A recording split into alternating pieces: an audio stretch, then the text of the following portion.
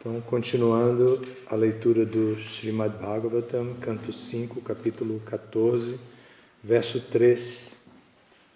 Atachayatra kautumbika darapatyadayo namna karmana vrika shri gala evanichato pidkadaryasya kutumbina uranakavat samrakshamanam nishato piharanti. Atha, dessa maneira, cha, também, yatra, no qual, kutumbika, os membros familiares, dara apatya adaya, começando com a esposa e filhos, namna, só de nome, karmana, pelo comportamento deles, vrika shringala, tigres e chacais, eva, de certo, anichata, de uma pessoa que não deseja gastar sua riqueza, api, com certeza, kadaryasya, sendo muito avara, kutumbina, que está cercada pelos membros familiares, uranakavat, como um cordeiro, samrakshamanam, embora protegido, nishata, de alguém que está observando, api, mesmo, haranti, eles tomam à força.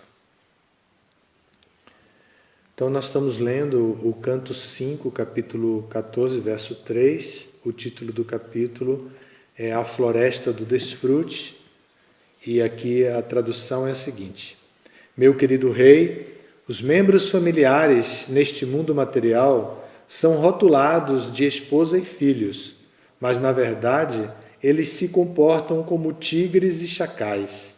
Tentando proteger suas ovelhas, um pastor faz tudo o que pode, mas os tigres e raposas levam-nas à força. Do mesmo modo, embora um homem avaro queira guardar seu dinheiro muito cuidadosamente, seus membros familiares levam à força todos os seus bens, por mais vigilante que ele esteja. Significado por sua divina graça, Srila Prabhupada. Um poeta hindi canta Dinkadakini Ratkabagini Palak Palak Rahukushe Chuse. Durante o dia, a esposa é comparada a uma bruxa e de noite é comparada a uma tigresa. Sua única ocupação é sugar o sangue de seu esposo, tanto de dia quanto de noite. Durante o dia, existem muitas despesas domésticas e o dinheiro ganho pelo esposo à custa de seu sangue é gasto. À noite, devido ao prazer sexual, o esposo elimina o sangue na forma de sêmen. Dessa maneira, sua esposa aplica-lhe sangria, tanto de dia quanto de noite, mas ele é tão louco que chega inclusive a mantê-la com muito cuidado. Do mesmo modo, os filhos são como tigres, chacais e raposas. Assim como os tigres, chacais e raposas levam as ovelhas, apesar da proteção vigilante do pastor, os filhos surrupiam o dinheiro do pai, embora o pai o controle pessoalmente. Assim, os membros familiares podem ser chamados de esposas e filhos, mas na verdade eles são assaltantes.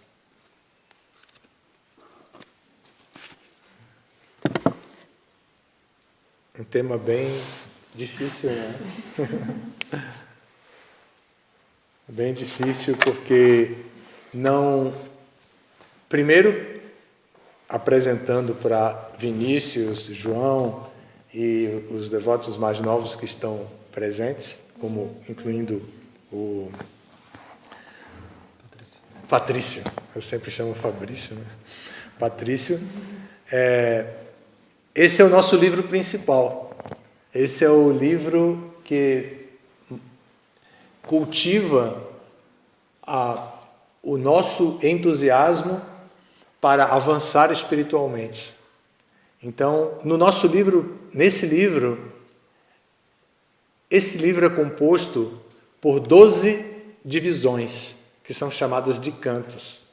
Nessas 12 divisões são tratados 10 temas diferentes. E Então, é um livro muito pormenorizado. Nesse caso, aqui está se descrevendo alegoricamente a floresta do desfrute material.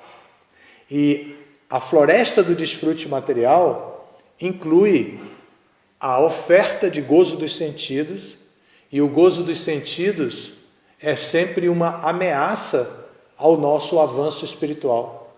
Então aqui não é como um oráculo que a gente simplesmente abre e tem uma informação que cabe na nossa cabeça, tipo uma carapuça, e então nós pensamos, isso aqui é uma lei, é um mandamento do movimento Hare Krishna. O que é isso? O que é que está acontecendo aqui? Essa descrição é universal, é para ser aplicada de uma maneira universal? Isso é muito delicado, porque o Bhagavatam, a mensagem do Bhagavatam é para destruir toda a nossa esperança de desfrutar deste mundo e nascer e morrer repetidamente dentro desse mundo como um desfrutador, um imitador da posição divina. Nós temos dificuldade, nós brasileiros que herdamos a cultura judaica cristã, temos dificuldade de compreender Deus como o desfrutador. Nós entendemos bem Ele como o controlador supremo, a pessoa suprema, o Pai, mas temos dificuldade de compreendê-lo como o desfrutador. Mas o Bhagavatam trabalha exatamente na tese de demonstrar quem é o desfrutador supremo. Por isso, nesse momento aqui bem confidencial, o Bhagavatam está apresentando a floresta do desfrute, que é a oportunidade onde uma pessoa que segue a filosofia Karma Kanda, a filosofia onde os resultados fruitivos do seu trabalho, como os frutos do seu trabalho, estão disponíveis nessa floresta. É na floresta onde estão as árvores, e nas árvores onde estão os frutos. E os frutos são produtos da germinação, ou tem uma outra palavra, da fecundação que ocorre na árvore, nas flores das árvores. Então a floresta representa o conjunto de todas essas árvores que apresentam flores perfumadas, belas, atrativas, e que a pessoa desfruta disso, porém depois vem o fruto, e o fruto a pessoa também desfruta. Então, nessa alegoria, nessa analogia aqui, se apresenta o gozo dos sentidos bem dentro do âmbito da família. E também se apresenta o sofrimento bem dentro do âmbito da família.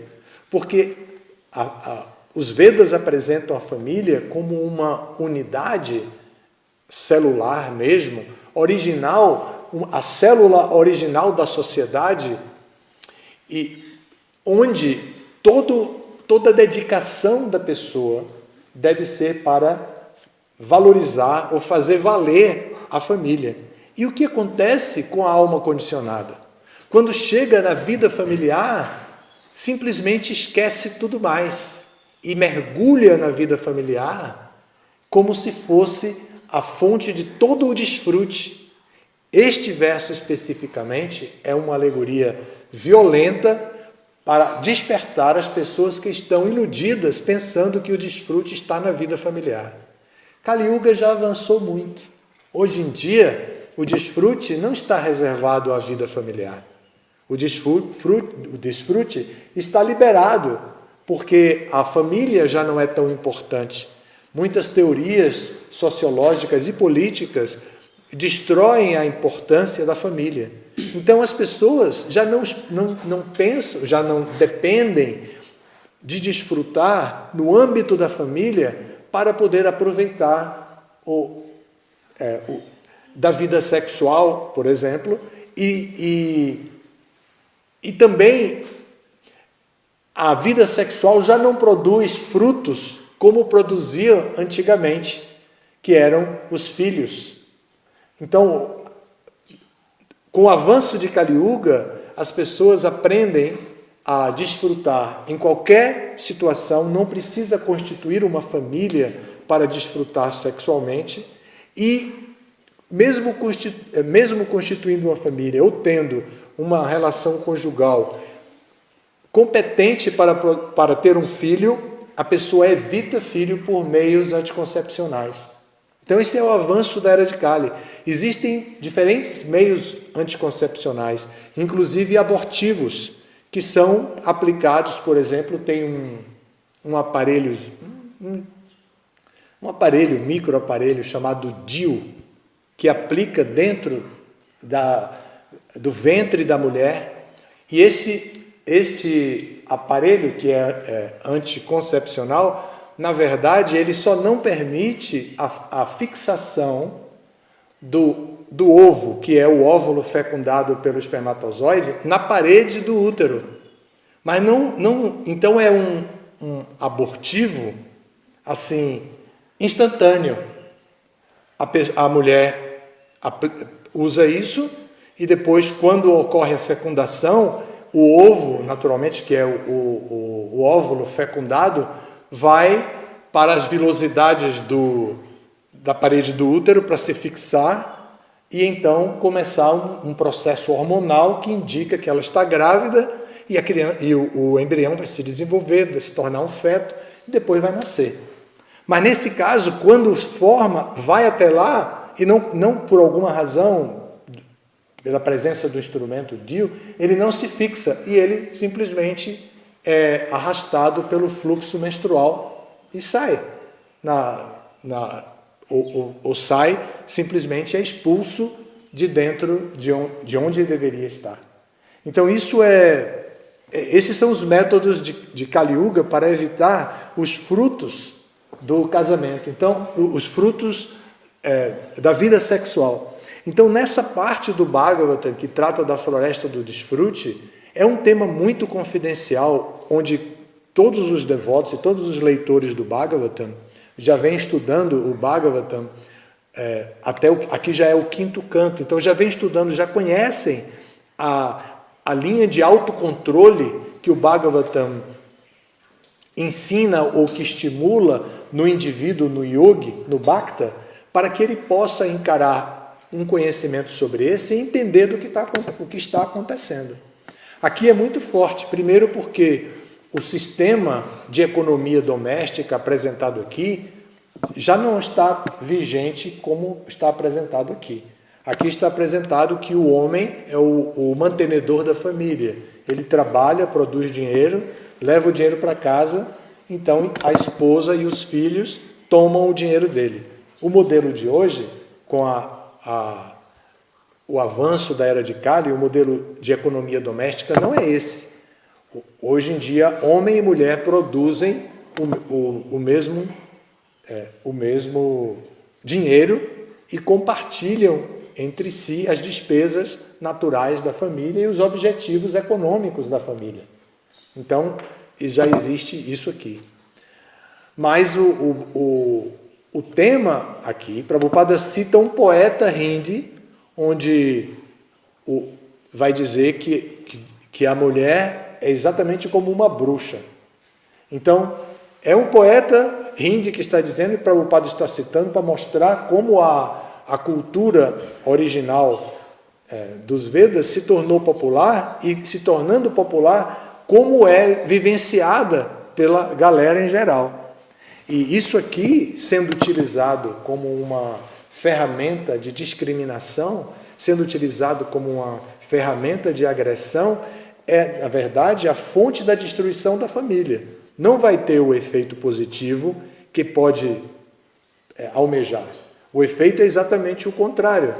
Não é o efeito de considerar que, sendo assim, então se toma outro tipo de atitude. Na verdade, para o leitor devoto, ele entende isso como a natureza humana, entende isso como inserção social, como a forma que a sociedade se organiza, e ele pensa, no meu caminho, na minha vida pessoal, eu devo ser estrito. Na minha vida pessoal, eu devo ser sério. Eu devo pregar essa mesma seriedade no meu lar. Eu devo cultivar na minha família a consciência de Krishna. Aí o efeito pode acontecer. Mas simplesmente aprender a discriminar a esposa como bruxa, e que de dia como uma bruxa e de noite como uma tigresa, como diz aqui, é muito perigoso para uma pessoa inexperiente. Porque qualquer pessoa que leia, conhecendo o autor do significado do Bhagavatam, que é Prabhupada, entende isso dentro do contexto. Quem não entende, então cai imediatamente na armadilha dos conceitos mundanos de vida familiar, de homem, de mulher, de desfrute, e corre o risco de rejeitar tudo mais que Prabhupada ensina. Porque aqui Prabhupada está dizendo isso. Mas antes de chegar nesse ponto, a pessoa deve ler cuidadosamente. É por isso que uma das atividades transcendentais de uma família é ler o Bhagavatam, é estudar o Bhagavatam. Porque o Bhagavatam estabelece quem é o desfrutador e tira a possibilidade da pessoa pensar que ela é a desfrutadora e que ela tem direito de desfrutar desse mundo. Então esse direito é um blefe da sociedade, é uma ilusão, é um engano. Nós não somos desfrutadores. Nós somos servos. O espírito dasa no dasa, o espírito de servo do servo, deve se desenvolver em nós, e esse espírito é cultivado quando nós entendemos a nossa posição em relação a Krishna, que é o que o Bhagavatam faz. O Bhagavatam revela a posição de Krishna, revela a posição das pessoas comuns, para que as pessoas comuns possam se desenvolver devoção por Krishna. Então esse é o tema, e é bem interessante que esteja sendo mencionado aqui. Não para por aqui, continua ainda a descrição da floresta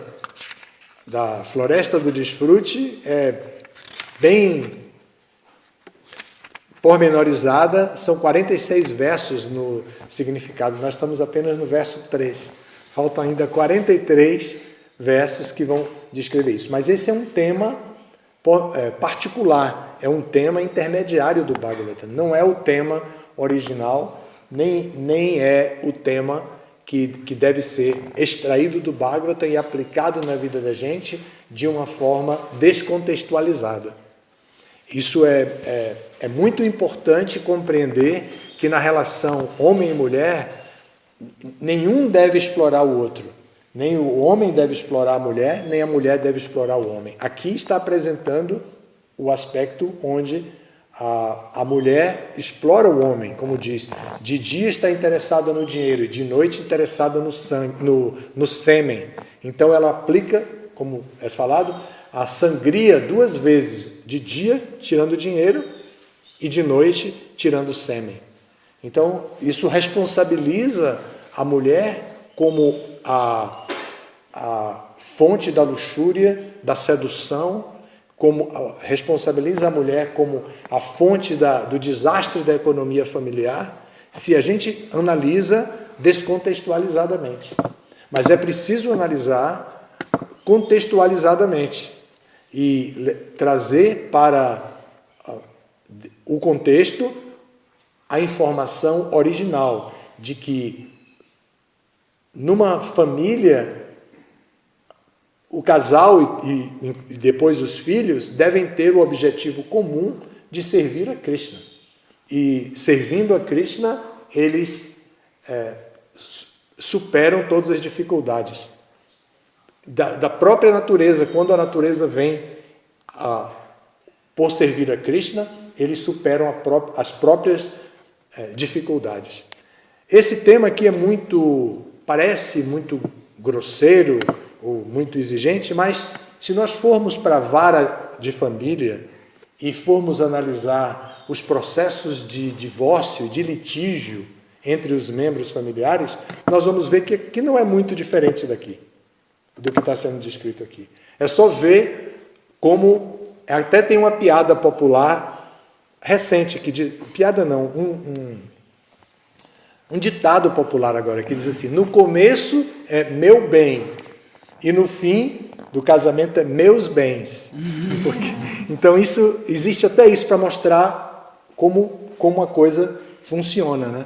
No começo, o marido e mulher se tratam como meu bem, um ao outro, e no final, meus bens. Eles querem, se cada um quer segurar ao máximo o que pertence a ele, né? Cada um do casal, né?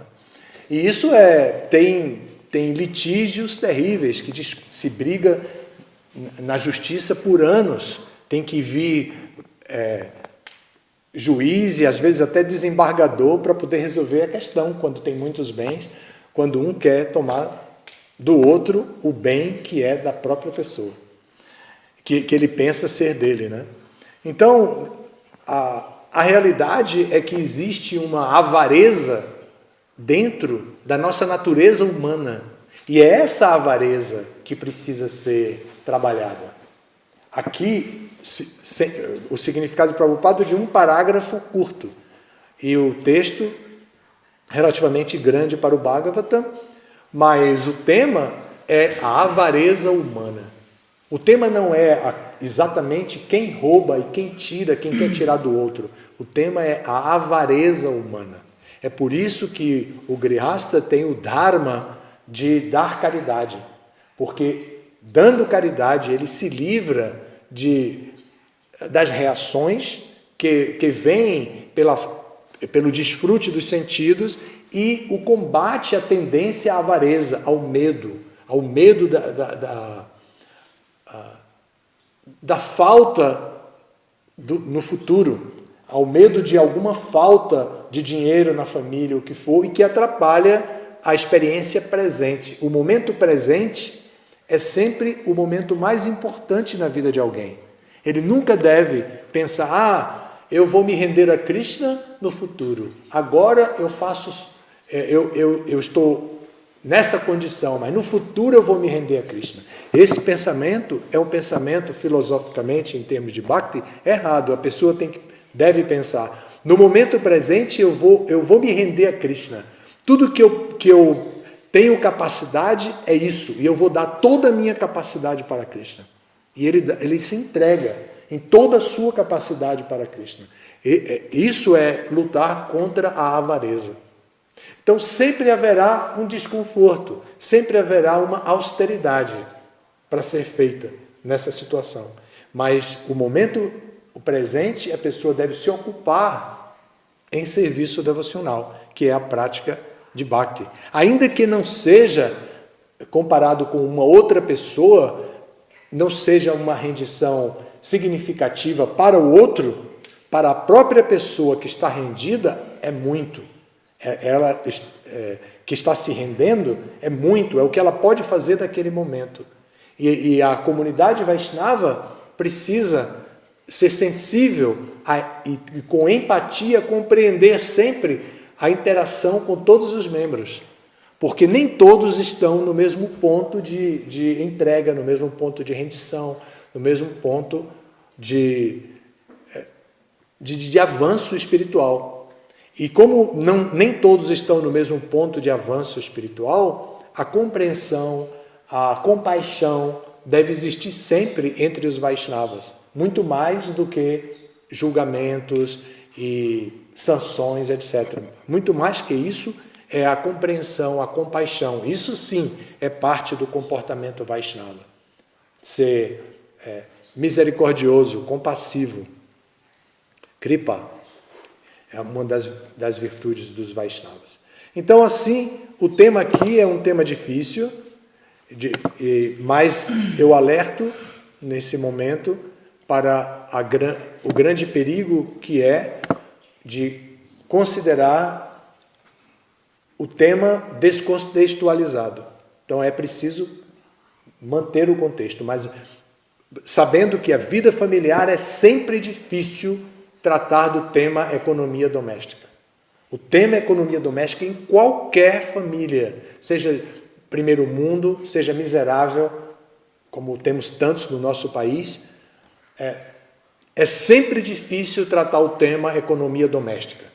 E aqui o tema é economia doméstica e a avareza do indivíduo, apresentado de uma forma assim diferente da nossa experiência humana, cultural, né? Da nossa experiência cultural. Porque Kali Yuga já apresenta outro cenário, que não é exatamente esse mesmo cenário aqui. Você queria falar alguma coisa? Queria perguntar qual era o poeta que faz. Aqui não diz o nome. Prabhupada só diz isso. Mas é fácil. Eu tenho um livrinho que menciona todas as citações de Prabhupada e às vezes diz o autor. Tá? Então eu posso pesquisar para você. Eu acho que eu não trouxe, está em Campina Grande, mas eu sempre ando com ele. E é fácil eu identificar. Se tiver o nome do poeta, eu lhe informo. Ok? Obrigado pela atenção. Meditem no assunto, entendam o tema da avareza humana, o difícil tema da economia doméstica, economia familiar. Nós, por exemplo, temos uma comunidade que o nosso grande desafio é a economia comunitária. Esse é o nosso grande desafio. Gastar dinheiro aqui é a maior facilidade, mas trazer dinheiro aqui para dentro é a maior dificuldade. Nós sabemos disso. Então, tem algumas pessoas que estão aprendendo a fazer isso. O Dira sabe, por uma questão cultural, ele nasceu no campo, então ele sabe produzir dinheiro, sabe plantar, colher, vender, negociar. O Dira sabe fazer isso. Mas, em geral, nós não sabemos. Então, por isso nós estamos agora empenhados com toda essa revitalização da fazenda, empenhados no nosso restaurante, em alguns pequenos negócios de praçada, que é praticamente o foco mais experiente nosso. Também de aproveitar o nosso potencial de peregrinação para fazer, acolher as pessoas, acolher os peregrinos. Então nós estamos fazendo uma hospedaria para poder acolher os nossos convidados que possam vir aqui para peregrinar, obter conhecimento espiritual e tal. Então, por causa da grande dificuldade, cada célula familiar aqui dentro da comunidade tem o seu desafio particular de como prover o seu próprio sustento. E esse é um desafio muito grande. E a gente pode trabalhar tanto em particular como em comunidade, com espírito comunitário ou com espírito particularizado. Mas nós não podemos deixar de pensar nisso e nos planejar nisso, porque a sustentabilidade é um tema importante em todas as áreas da nossa experiência como seres humanos corporificados, né? Como almas corporificadas como seres humanos. Então precisamos estar atentos para isso, porque qualquer vacilo pode trazer dificuldades muito graves. Mas, no caso da nossa comunidade, tudo está centrado no objetivo de avanço espiritual, de autorrealização espiritual.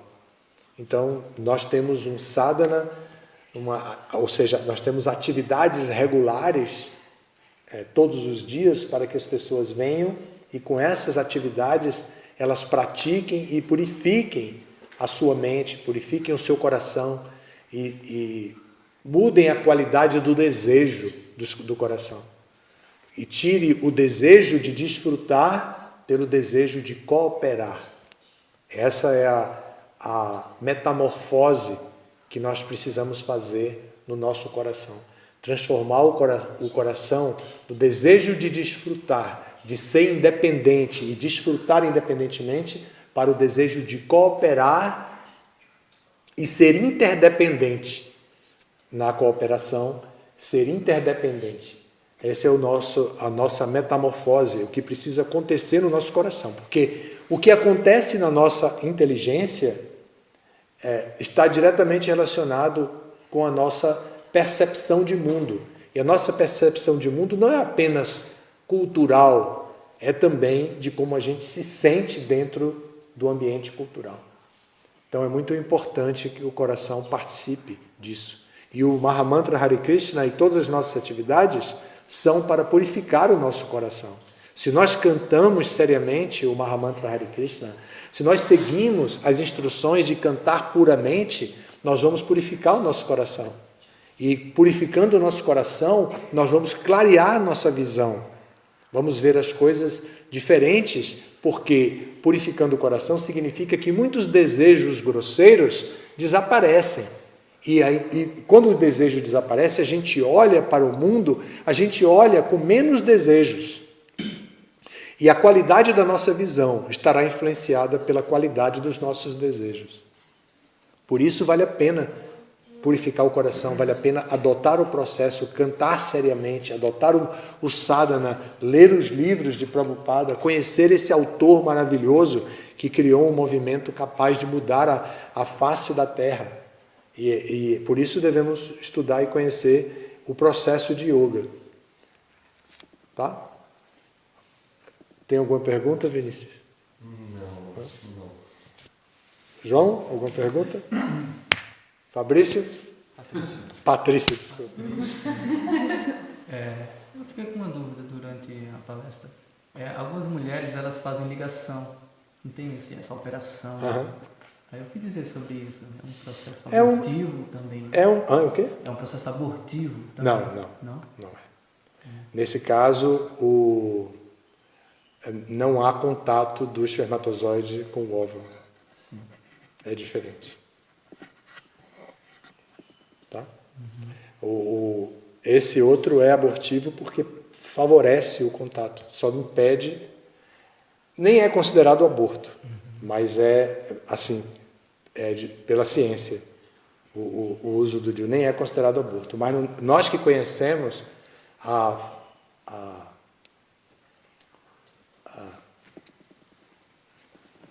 gênese da alma, né? Como a alma, a peregrinação, melhor dizendo, até da alma, como a alma entra no corpo, nós entendemos isso. E tem um detalhe, pode ser também que a minha informação sobre esse aparelho que eu usei, que eu falei, esse instrumento, pode estar também vencida, né?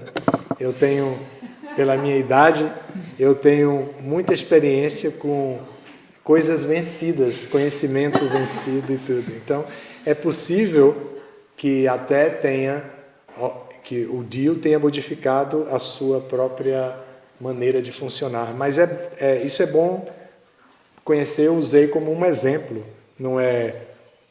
Não tem outra importância a não ser de dar um exemplo de como Kali Yuga está avançada no processo de proporcionar o desfrute sem responsabilidade pelo fruto. Né? O fruto. Isso era o tema que me fez falar sobre esse método anticoncepcional. Mas é isso aí. Bom, eu dei a oportunidade aos mais novos, assim, presentes, para fazer pergunta pela dificuldade do tema, mas nesse horário a gente não tem direito a perguntas. Eu acho que é só a Sofia que pergunta, né? É. Você quer perguntar alguma coisa? Não, hoje não. Hoje não, tá certo. Obrigado. Todas as glórias a Srila Prabhupada.